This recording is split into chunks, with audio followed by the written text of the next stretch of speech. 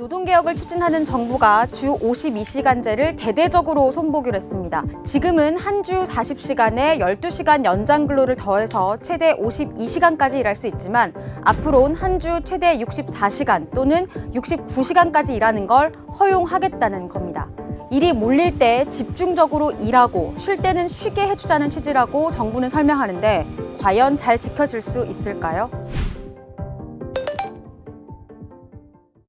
이번 개편의 핵심은 연장 근로시간 관리 단위를 일주일에서 월, 분기, 반기, 연 단위로 늘리겠다는 겁니다.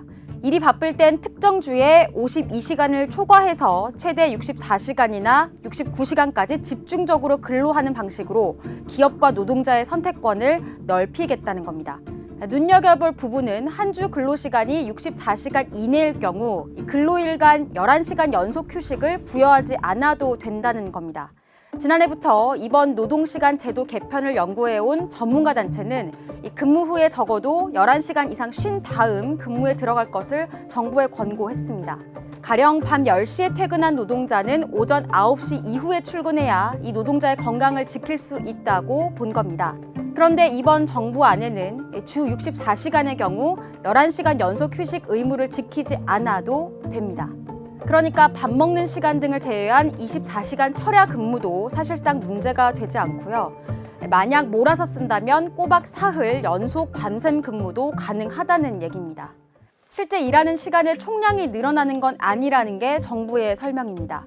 예를 들어 첫째 주에 69시간 일하고 둘째 주에 63시간 일하면 2주 만에 한 달치 연장 근로 시간인 52시간을 모두 다 쓴 셈이어서 남은 주에는 일주일에 40시간만 일할 수 있다는 겁니다.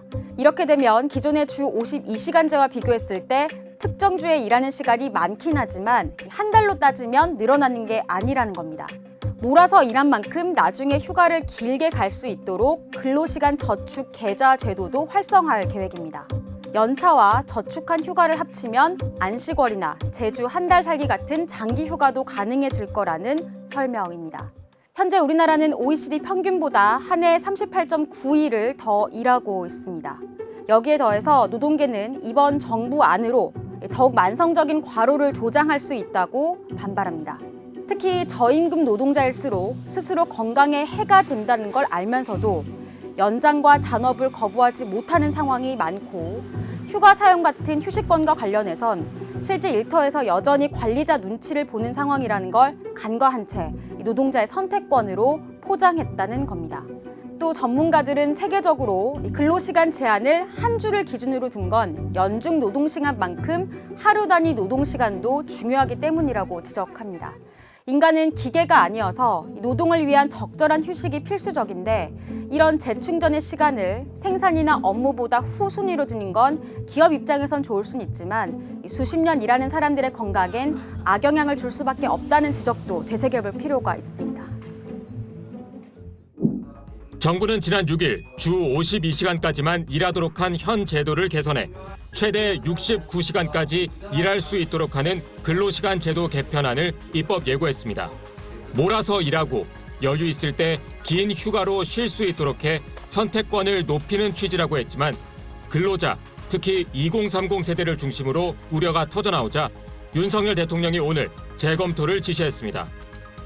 윤 대통령은 근로자들의 다양한 의견, 특히 MZ세대의 의견을 면밀히 청취해 법안 내용과 대국민 소통에 관해 보완할 점을 검토하라고 지시했습니다. 대통령실 한 관계자는 의견 수렴 과정에서 좋은 의견이 나온다면 제도를 전면 재검토할 수도 있다고 밝혔습니다. 윤 대통령은 오늘 참모들과의 회의에서 정책의 취지가 제대로 전달되지 않은 데 대해 강하게 질책한 것으로 전해졌습니다. 노사 자율성을 확대하자는 게 정책의 취지인데 한 주에 69시간씩 일해야 한다로 잘못 전달됐다는 겁니다.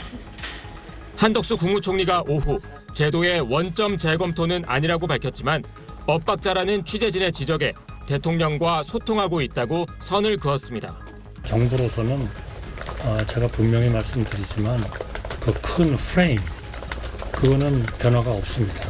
수정을 해야 된다든지 이래야 된다든지 하는 생각은 전혀 없어요. 민주당 이재명 대표가 오늘 과로 자살이 반복될까 우려된다며 주 69시간제 도입을 결코 허용하지 않겠다고 밝힌 만큼 보완 대책 없는 원안 추진은 사실상 어려워 보이는 상황입니다. SBS 김기태입니다. 일이 많을 때 몰아서 일하고 제주도 한 달 살기 같은 장기간 휴가가 가능해진다는 근로시간 개편안. 고용부 장관은 MZ세대들이 적극적으로 이를 활용할 거라고 자신했습니다. 근데 요새 MZ세대들은 뭐 부회장 나와라, 회장 나와라, 뭐 성과급이 무슨 근거로 이렇게 됐냐라고 해서 권리의식이 굉장히 뛰어나다. 적극적인 그 권리의식이 이 법을 실효성 있게 하는데 크게 도움이 될 것이다.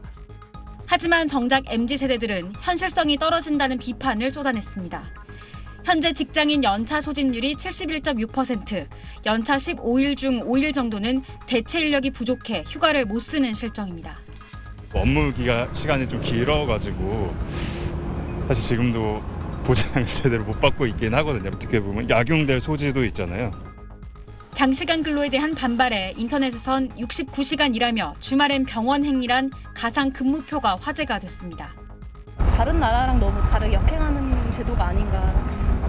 근무 시간만 늘어난다고 해서 생산성이 늘어나는 건 아니라고 보거든요. 근로시간 저축 계좌제는 실효성에 의문을 던졌습니다.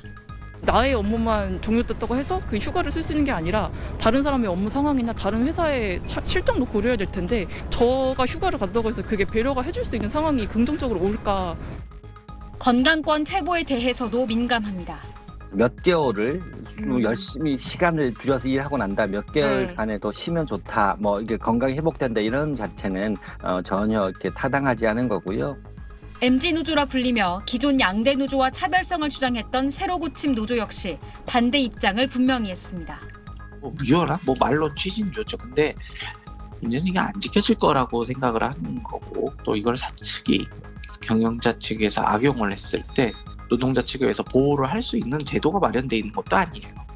고용노동부는 소통이 부족한 측면이 있었다며 다음 달 17일까지인 입법 예고 기간 동안 의견을 취합해 보완책을 마련하겠다고 밝혔습니다. SBS 최희원입니다. 네, 시사평론가 고현준 뉴스딱 시간입니다. 안녕하세요. 안녕하세요. 네, 오늘 첫 소식부터 전해주시죠. 네, 정부가 추진 중인 주 69시간 노동 제도 개편안에 대해서 특히 젊은 세대들을 중심으로 비판의 목소리가 높은데요.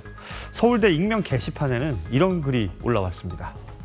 주 69시간 옹호하는 기사들 역겹다라는 제목의 글입니다.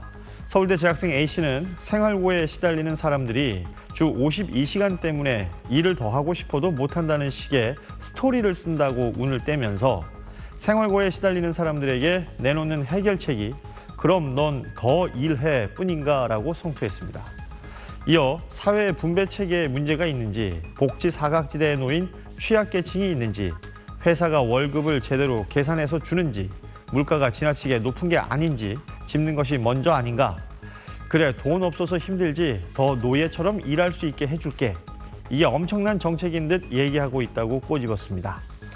그러면서 주 69시간 노동 개편안이 시행이 되면 젊은 부부들이 아이 볼 시간은 날까? 또 저녁에 문화생활은 즐길 수 있을까라고 덧붙이기도 했습니다.